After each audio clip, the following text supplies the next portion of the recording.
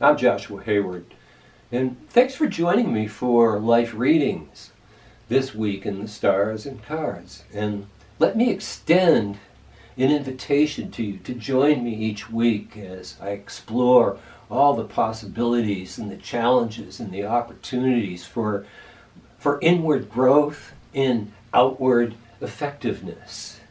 And this is brought to you by Breath of Life School in Yellow Springs, Ohio, and many blessings. Enjoy. Are you ready to speak your truth? Well, I hope so, because this week you just may get a chance to dig deep into who you are and to express that. And if you do, you may really get some very positive results. And of course, on this channel here, good results mean a couple of things. It means good inner growth and deeper understanding of that wisdom, that Christ consciousness that lives within you. And the other thing that might happen is that you may express your truth and have that configure into a situation that becomes more honest and more loving and more in alignment and harmony with you for who you really are and for others. So this is the week that begins on August 1st. And of course we're into the sign of Leo. And as that week of August 1st unfolds, we have Mercury coming up in the sign of Leo, moving into a relationship with that Saturn and Aquarius squaring Uranus and Taurus, that long-term square that I've been talking about for weeks now. Mars and Venus moved in from the sign of Leo in a conjunction, just recently, and sort of got us going. And you've had some creative impetus, if you will. So there's some momentum that's building towards that. And Mercury is Mercury is the planet of communication and of speaking and of listening. It being in the sign of Leo, it connects with the heart. And yes, we have been very heart-oriented and heart-centered lately, especially dealing with what this square wants from us, which with the the Uranus-Saturn square, what does this want from us? I've been talking about this for several weeks, just to elucidate it once again. It wants us to find out and to discover a structure that will permit more freedom and more connection with others, yet based upon what we really value, and perhaps a really community-oriented type of square that wants us to change into more of who we are. Okay, so with Mercury moving in there to form that T-square to those two planets, it brings communication, it brings the heart. And I really feel that the heart is where our truth lies, and Christ consciousness is very centered. This is in the heart. This is where we become aligned with source energy. We become aligned with our God self. And so that sign of Leo that Mercury is in, which rules the heart, becoming really important. So, all right. As Mercury moves into place, it wants us to find what that square has been wanting from us. It's going to want us to hook right up and for us to be able to see what we need to communicate. And also we need to, this week is a good week for listening for other people's truths, and looking at reflections when we put out our truths. And listening is really an important thing. We might, if we listen, this week. We might be able to hear other people's truth very much more profoundly than we normally do. Americans are, in general, I know from my family at least, that we're a lot better at speaking our minds and dishing it rather than receiving it. And so this is a good week. If we actually open up and we do receive, we might receive something that's really important. So this has got to do with that genuine communication, heart-centered communication, which does take the mind into consideration, and it aligns the mind in such a place that we can simply speak from the heart. When Mercury's in Leo, it's almost like a naive, it has a sense of innocence and purity to it. So that's the kind of week that we're looking at. And I believe at the beginning of next week, I may be wrong in this, but I think we open with a new moon, and that would be in Leo as well. So building up with this creativity in communications this week, this month of August being so important in terms of what we want to lay out. Because when we move into the fall and the planets start changing back, the first one would be Uranus late in the month of August. It will go retrograde, and that will be the last of the planets that are changing direction for us. And so we're going to enter another wave of experience as we move into September, October, in fall, and then moving into winter when all the planets will be changing back direction again. So it's sort of like breathing in, breathing out, back and forth is the way the planets are going these days. Okay, so with this particular breath, communication being so important. Okay, well, let's take it from there, and I'm going to move with some cards here. I have some tarot cards, and what I have planned so far would be to pull 6 cards, and so it really comes into, this is a helper or an ancillary, additional information which clarifies these communications, speaking, listening, the truth, alignment, with anybody. I was just thinking, could it be, is it family? We've been looking at family for a few weeks here too, and communications and close friends. It could be profession, it could be just about anybody. And paying attention with the heart a little bit more, okay? So let's pull the first card and see what happens. I'm pretty excited about this.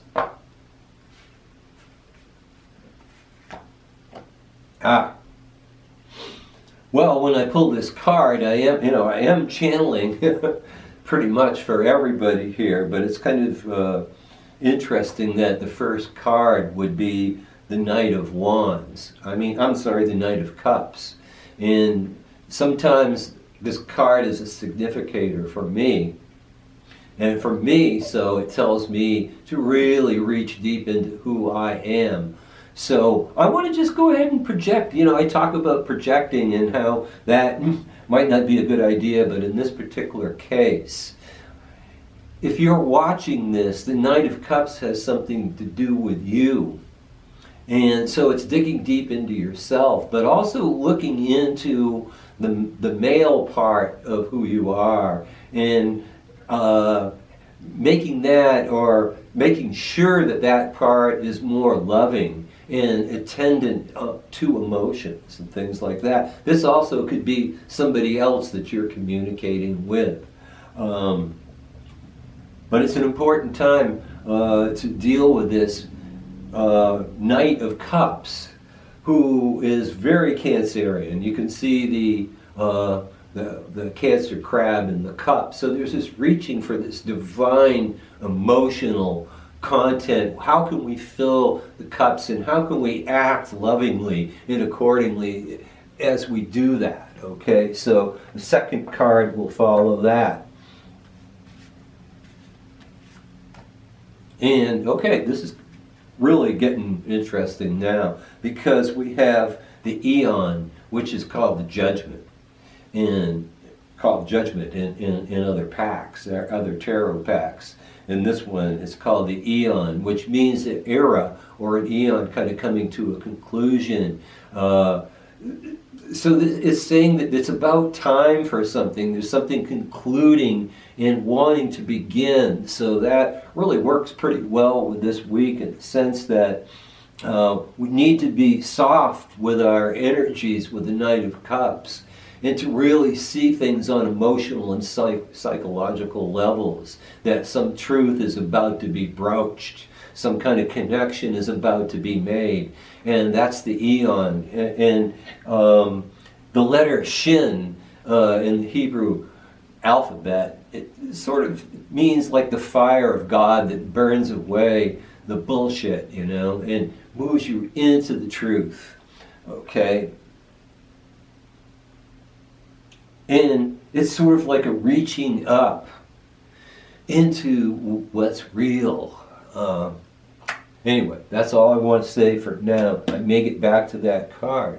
But this is so important this week, because as we use that mercurial energy in the sign of Leo, put together with that T-square, of course, there's going to be a challenge. There's a challenge to come into a place where things really are going to change. It's been building towards something. So let's see what that is. And of course, for each and every one of you, and if you're watching this, for you, it may be different from someone else, even from your partner, or from your kids, or from your parents, or from your friends. But this week has a similar flavor for that, okay? So your truth may not be the same as other people's truth, but is there emerging? Are there some realizations that can pop forth and really bring something real for you, okay? So, are you ready to speak your truth? Are you willing to hear the truth too? Okay, so I'm adding on another phrase there, okay? So the third card is taking that male energy from the assertive energy in a soft way with that Knight of Cups.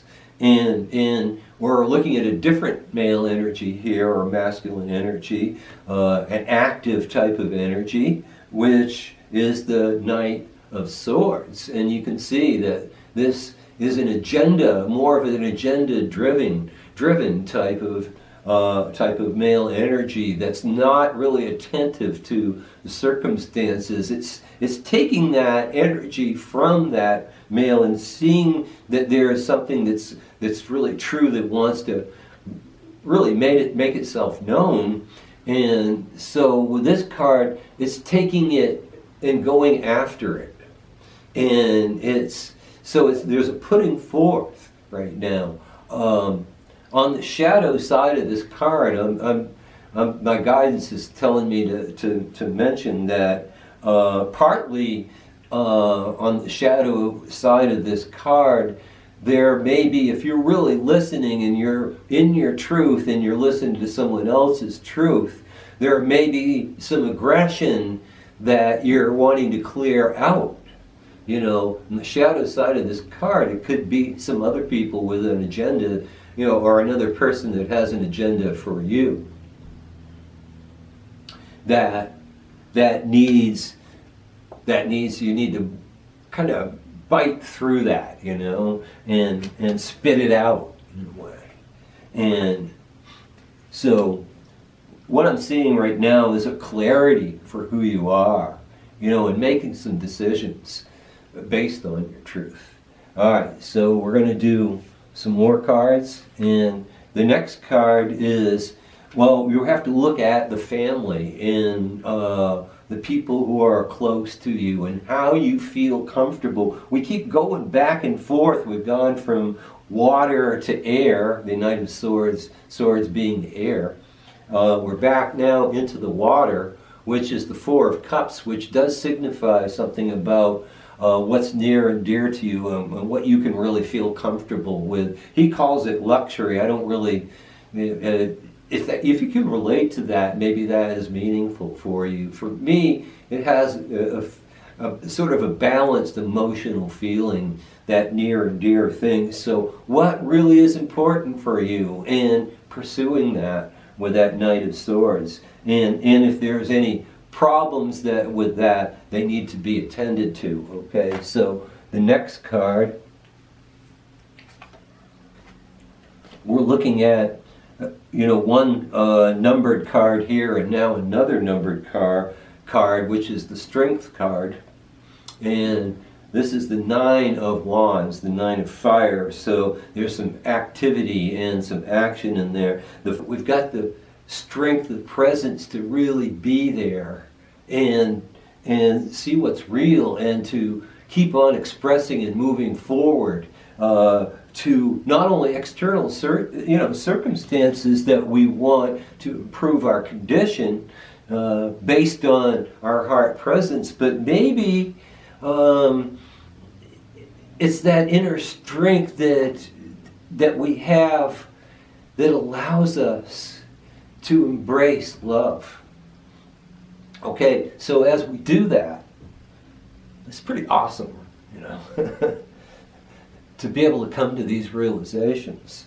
And so I'm looking for the fun. Oh, and this is cool because in recent weeks we've been coming up with somehow just by synchronicity, by dumb chance of spirit in a way, we've been coming up with some real positive final cards. And this, as the sixth card, is the six, and sixes do rule the heart. And Jupiter's in Leo in this card, and it's the Six of Wands, which is a really, truly heart space card. It's almost like the philosophy of keeping our heart open to life. This is sort of like the gift that we have this week as we move with that mercurial energy of speaking and listening. And so this is a pretty cool week that's setting us up for creativity to come. We're learning how to access things on deeper and more and truer levels. So I'm going to leave you with that for this week. This is your discovery. Make it your own. And make it your own life by my final suggestion is to seek the divine in all things.